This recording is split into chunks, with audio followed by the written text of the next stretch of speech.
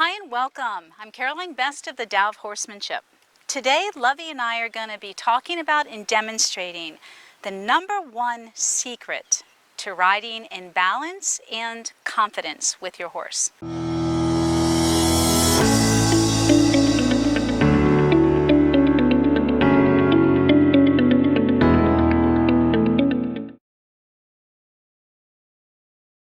Most of us have all experienced riding a horse whose movement was choppy, tight, bouncy, and impossible to sit. And we experience the frustration and dismay of feeling like we suck as a rider. Before you keep beating yourself up about your poor riding skills, let me ask you this. Have you ever watched the horse you ride move with another rider? Or have you filmed you riding this horse? Reason I ask, thank you, love. The reason I ask is if you have, you might have been able to see what was going on with the horse or rider that created the choppy movement. And if you don't see a reason or a cause for the choppy movement, most likely your eye wasn't trained enough to see how the mechanics were working wrong. And this is where the problem begins, and it's not with you. Well, it's easy today to find quick answers and tips on becoming a better rider. We aren't learning the #1 area to making us balanced and confident riders. It's just not being taught. It appears that we're being taught more about the mechanics, the working parts of riding, and not learning the foundation of riding. Meaning the underlying basis or principles that make a good rider. That's what the foundation is. What are all the pieces? It's not just the mechanics of you. There's other things that we've got to take into consideration. Specifically, one. Through years of experience working with thousands of horses and riders, the #1 area I've seen missing as far as what makes a good rider has been this. And guess what? Making a good rider has nothing to do with teaching you to ride. See, teaching the rider is the easy part, and most likely why we aren't being taught the right way to ride balanced and in harmony with our horse's movement. The great riding masters knew this and taught it, but it's still missing in most of our riding lessons and development. That one thing, that secret I'm going to share, has everything to do with developing a good riding horse. Yep, that's right. The horse needs to become a professional athlete, and this means he has to go into a level of training that is dedicated to developing balance and collected movement. The process includes the study of equine body mechanics or biomechanics first, and before we develop the horse's movement.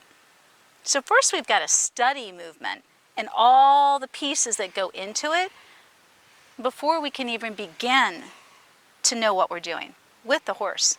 And I think that that's the #1 problem, the complexity of that.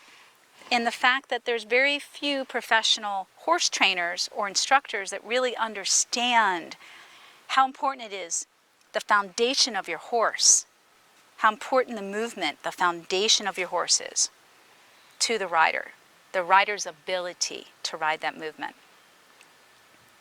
So this means a horse's movement has to be developed straight and forward, has to have balance and collection in the movement. And before the rider is ever introduced to that horse's movement. So we want to train Lovey here. We want to develop her beautiful, fluid, big, relaxed, working walk before we even ride that.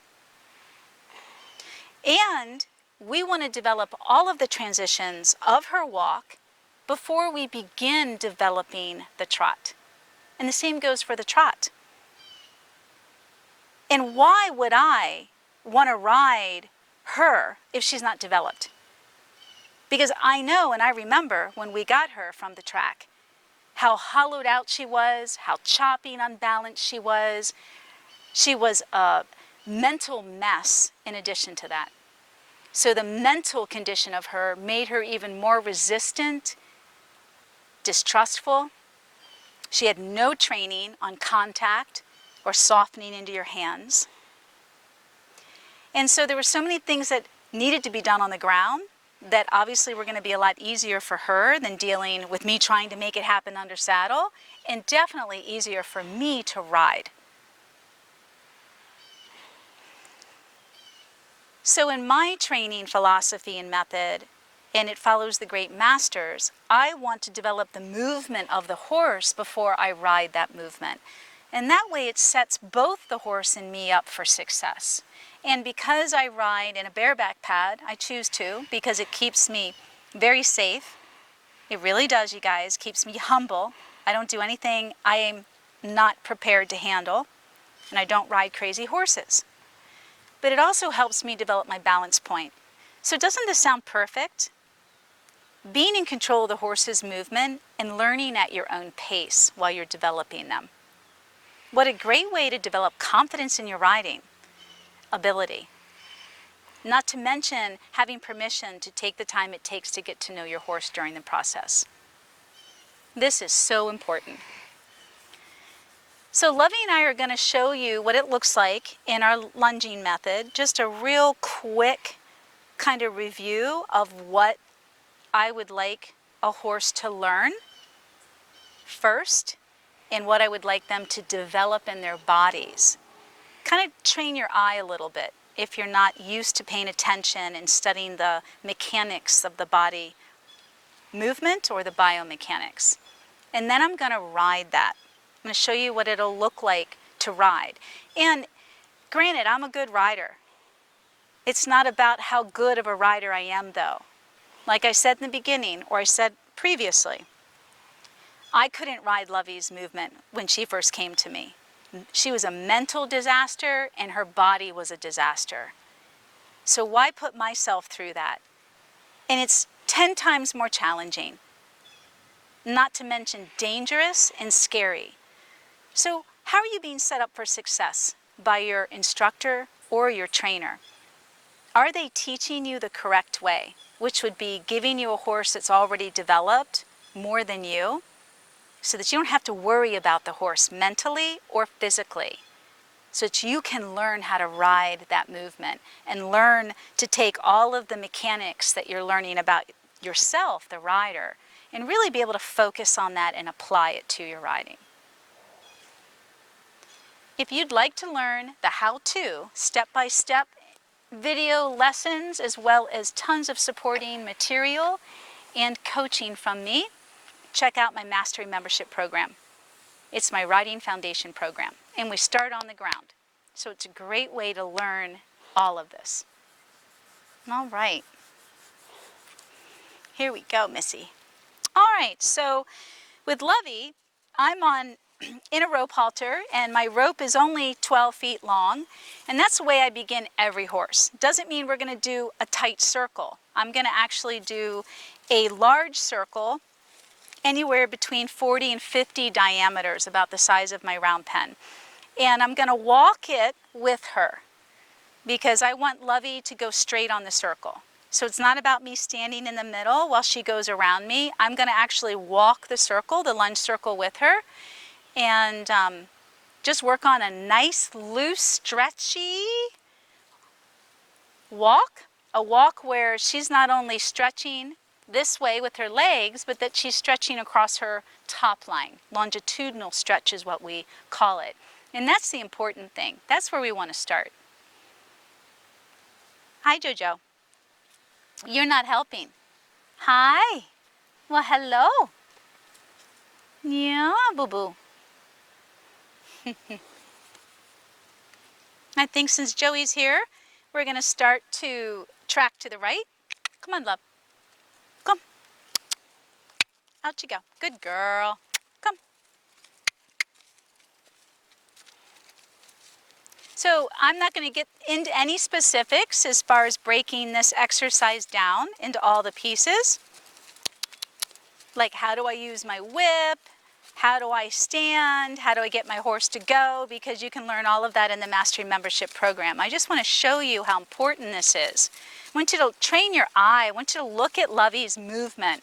So every time a horse lowers their head like Lovey below their wither area, they open up their top line. They open up the point between her ears, starts at her ears, and runs all the way down to her tail. And that's her top line. So when a horse's head is higher than their withers, they tighten it up, just like I'm doing in my body. So if I keep cranking my head up like this, I actually cause so much tension in my shoulder area. And this is the same for the horse. So when your horse's head is above the withers at this level of training right now, above the withers, she's going to start hollowing out and tightening up her top line, specifically her shoulder area. That is the number one cause for choppy movement. So the number one solution is getting your horse to start to relax and stretch during the walk at the lunge. Stretching both in her hind end, her legs moving, stretching, not a short, tight little stride, but a stretch stride, like my legs, and her lowering her head so that she opens up her top line. That is called longitudinal stretch. This is also what I refer to as Pilates for horses. So everything's about lengthening the stride, stretching all those muscles in her legs and in her back and in her neck. So we are lengthening and stretching and strengthening. And it's got to happen at the walk first. And then I'm using my lunge whip just to keep moving the body out and straight, making sure I can control that shoulder. I can push the hind end forward. I can push her inside hind leg. Good girl, Lovey. Her right hind leg, I need to keep pushing that forward and stretching. And why the inside right hind leg? Right now we're tracking to the right, so it's the right. Why the inside hind leg? Because the inside hind leg is going to be the leg responsible for balance, catching your horse's weight and balance. Good girl. The outside is responsible for striking off and picking up the correct lead. So everything I teach is very foundational and it has building blocks. So I'm setting you both up for success, especially when you want to finish your horse and create collected canters. Good girl. Now Lovey's, we haven't done this in months, so she's not real relaxed right now. She's kind of a little pensive, like what are we going to do next? Real relaxed, she'd put her head on her nose to the ground. Good girl. But it's good. It's good enough for you guys to get a visual. Good girl. So I'm going to ask Lovey into a trot. And the level of trot that I want to work on, since this is a nice, big, loose walk, I want a nice, big, loose trot. So we're going to pick up. Yep.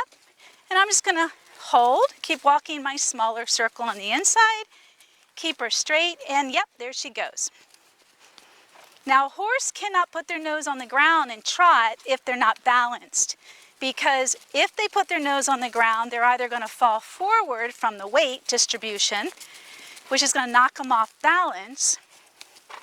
So she really has to use her hind end to anchor herself and balance herself in order to stretch that much. And like I said, we are about 1.5 years out of schooling and training. We're both very out of shape. Good girl. So she's not going to be able to continue many loops around this circle. She's going to end up raising her head. So this is going to be like a lot of your horses. They're going to raise their head to catch their balance, hollow out. And so every time she raises her head above her wither, she's going to tighten up her stride and tighten up her body. And that's what creates the bounce and the chop. Every time she lowers her head, she opens up her shoulder. Good girl. And you'll see that her shoulder gets freer. And when her shoulder gets freer, that means she's using her hind end.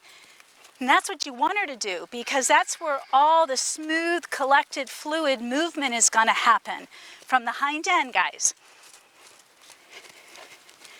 I'm just pushing her shoulder out, getting her to travel more straight. Good girl. So the breathing that she's doing is very good. That means she's using her ab muscles when you hear her breathing like that. That's very good. Doesn't mean she's necessarily out of shape. Good girl. So now I'm going to ask her down to a W-A-L-K. Good, nice, smooth, clean transition. Good. Nope, you got to keep walking. Good girl.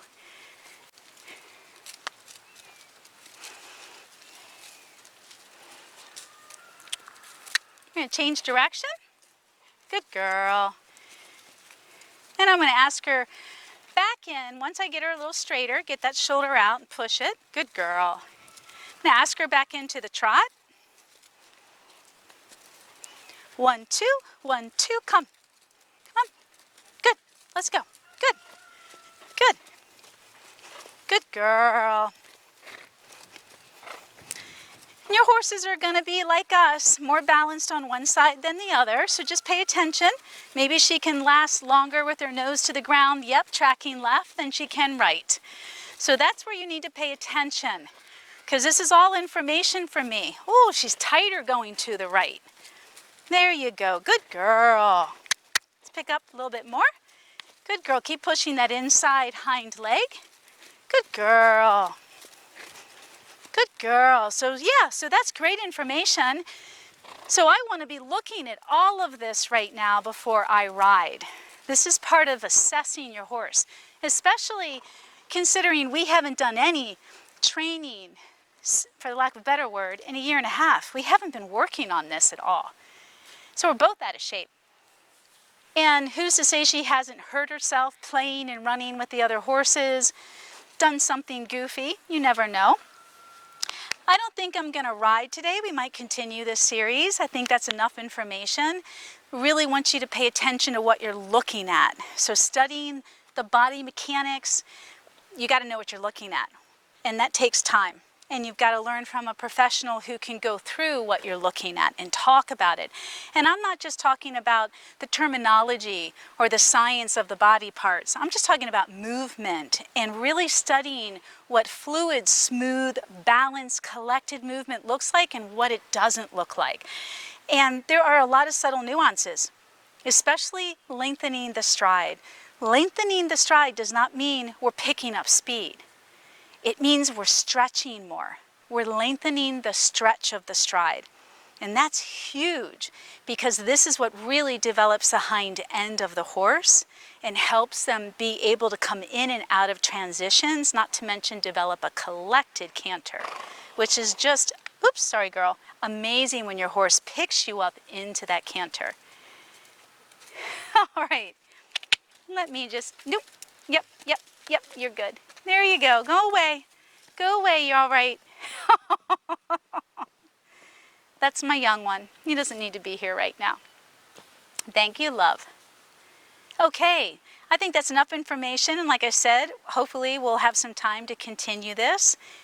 Hope you guys, please leave questions. I hope you got some good, valuable information out of this. And again, I'm telling you, you don't need to be riding. If you can't ride the horse because the movement is choppy, you should not. I mean, it's like going against nature. There is no way I can ride a choppy movement. It feels horrible and it does a lot of damage to your body and the horse's body. So think about this. Study what good movement looks like. Talk to your instructors about this. Talk to your trainers about it. Lovey is definitely one of, she's the next horse that I have to really learn. She's teaching me a lot about movement. So as I'm developing her movement, or was developing her movement, I was also learning how to ride that movement. So she's my next big challenge because her movement is so amazing and has a ton of suspension and kind of hang time like an Arab. So she's a big mover, definitely a phenomenal dressage prospect. And so like I said, I want to develop the movement the best I can in her so that it's easier for me to learn how to ride it. And then I'm never compromising her in the process. All right, well, thank you. I look forward to your comments, and may you always be one with your horse.